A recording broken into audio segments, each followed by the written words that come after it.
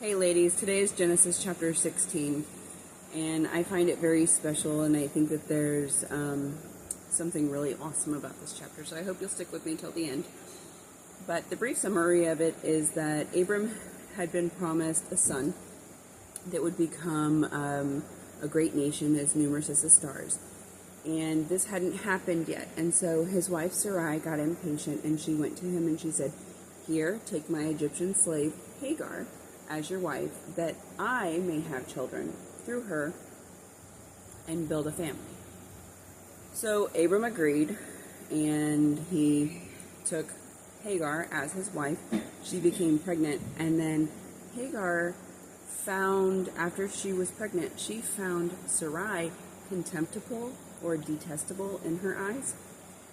And Sarai knew this, so obviously Hagar was acting in some kind of crappy way towards her mistress. And so Sarai went to Abram and said, "This is all your fault.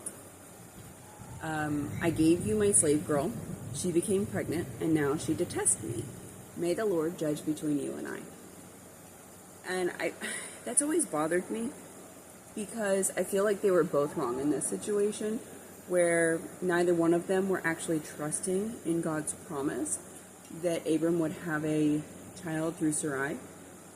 And so neither one of them were trusting, and they decided to step in and take control of the situation to have a baby, to fulfill God's promise, and that wasn't their place.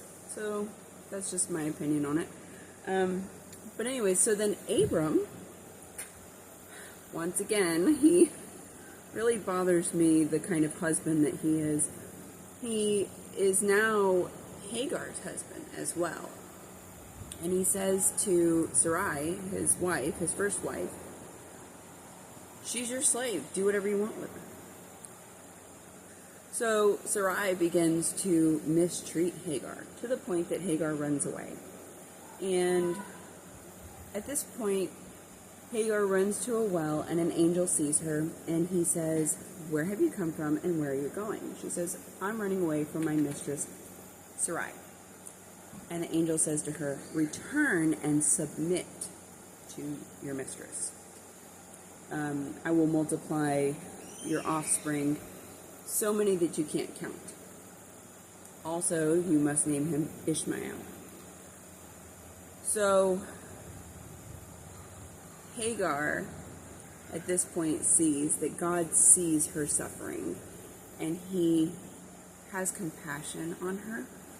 And so she names God, who she doesn't know his name, she names him El Roi, which means the God who sees me. And that's the most beautiful thing, because he really does see us. He sees us in our struggles. He knows our struggles, and he knows our pain, and he does have compassion on us. I love it. The God who sees me. Anyhow, she returned. It does not say if she returned and she was nice to Sarai, or if she was still crappy to Sarai. It doesn't say of anything. It just says that she returned, and then she had her son, and Abram named him Ishmael.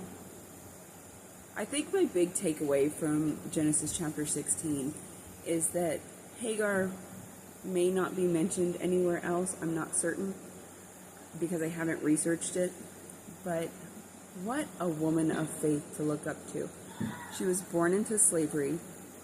She was given to the master. So of course she became prideful and haughty, and she started treating Sarai kind of crappy, I imagine.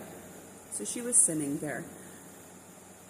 Then it all turned around on her again, and she was lower than everybody else again, I'm sure, to the point where she ran away. She had a miserable life, y'all. From the outside, like, what a crappy life.